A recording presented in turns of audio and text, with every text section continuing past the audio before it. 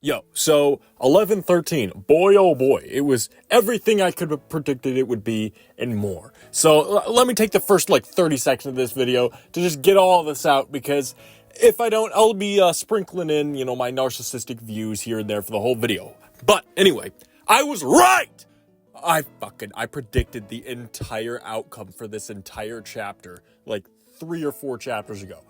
Now, since I'm clearly on a hot streak right now, let me continue it with this video, because I'm in my profit bag right now. Let's just keep it a buck right here. But all jokes aside, 11:13 was a fucking huge chapter for One Piece. Just everything about it. Obviously, we all know what happened at the end of the chapter, and that's what everybody's talking about, but let's go over everything that happened in the order that it happened. So, of course, the chapter starts with confirming my genius theory that Vegapunk's brain was what Mars was looking at. It only takes an 1,000 IQ individual to, deduce that.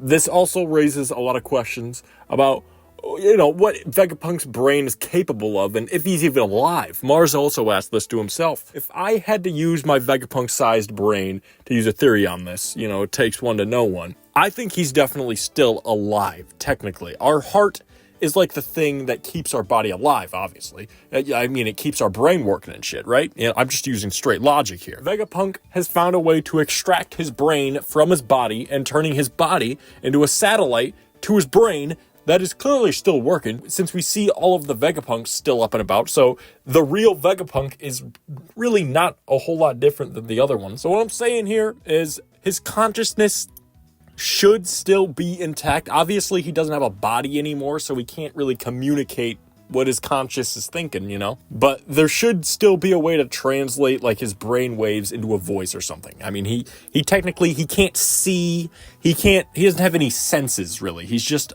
thoughts. That's about it. But does he really think? Because he can't see, he can't process anything. But pretty much, as long as that machine that keeps Vegapunk's brain alive is still going, I mean, he's going to be immortal. But moving on from that, we got a bunch of reactions around the world about what's going on, the Vegapunk message beginning. The Gorosei are all fucking heated because they know they're pretty much at Vegapunk's mercy at this point. And another thing that I was right about in this chapter that I predicted last week is that Sanji is the one to quote-unquote save Bonnie. I use save pretty loosely. It wasn't Zoro like all the other Zoro tards were predicting it would be. In fact, Zoro was a no-show in this chapter. I wonder what the fuck he's doing. Is he lost? Well, no, he can't be lost because he's with Jinbei and he's fucking, perusing around with him. But obviously, Sanji can't do shit to Venus, and he just kind of gets cooked. That went about as we all expected it to be. Well, is how I expected it to be. Bonnie turns into a giant, and she's in a very similar pose to when we see Luffy turn into a giant for the first time in Gear 5 versus Kaido. You know what I'm talking about. I bet that's a direct reference, since Bonnie's power gets stronger the more she believes in something. It's something like that. You know what I'm talking about. I could be a little bit off, but I think I have the concept right. The Straw Hats are protecting our beloved Robin Chuan from the evil beta male Saturn. Is it just me, or does nobody really give a fuck about Saturn anymore? And rightfully so. He was cool at first. He was a Gorosei. We've never seen one of those before. But ever since the other Gorosei came in, it's like that one Toy Story meme. The one where Andy's dropping Woody saying, I don't want to play with you anymore. That's what we're doing to Saturn right now, I feel like. We have way cooler toys now. He's just kind of there. He's just kind of a filler character at this point. I mean, obviously, he did some fucked up shit to Kuma. Yeah, I respect how strong he is to a certain extent, but he's just not as cool as his Gorosei counterparts. And that's the final page. It's the one that's got everybody talking. As always, this is how every One Piece chapter goes. Vegapunk states that the whole world will sink into the ocean, which proves a lot of you little One Piece theorists right. I'm not really one to make endgame theories like that. I'm sort of like a dog, or like a very low IQ individual, even though I've been talking about my Vegapunk-sized brain this entire video. I just cannot bring my mind past what's right in front of me. I'm a very present-minded individual. And I think it's way more enjoyable if you try to enjoy shit every step of the way and analyzing every single step, instead of just guessing how shit ends. That's how I like to enjoy things. But this was a huge piece of what the end of One Piece will look like. It raises so many questions about what's going to happen with Fishman Island now, since Luffy will be the one to destroy it, or whatever the prophecy was. And wouldn't this make Fishmen like a completely fucking broken race? Like, literally the only race that isn't like celestial dragons to survive in the world. Like, holy shit. Like, what if fishmen were like evolved versions of normal people from the past?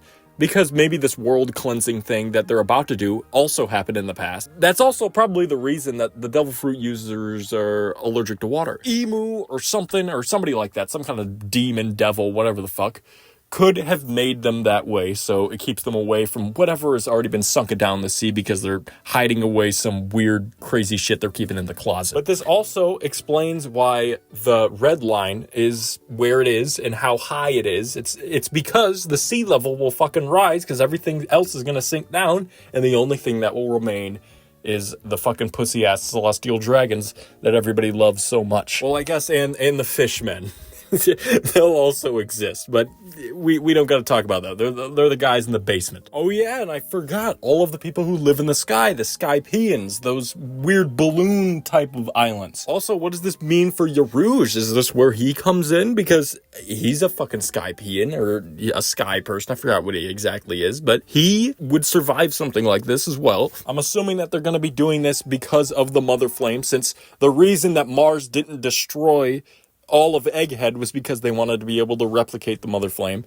And the Mother Flame is the thing that raises the sea levels, because they could just take out everything and then the sea level will rise. That's just how shit is. That's fucking science. So actually, you know what? Maybe that theory I made earlier about them doing this in the past was probably wrong, because they didn't have a Mother Flame in the past, but maybe they had another way of doing this. Who knows? I don't know. But yeah, that's about it. 11-13 banger chapter. I'll see you motherfuckers next week and whatever break week nonsense I cook up. I bet all of you little individuals are really looking forward to that. But yeah.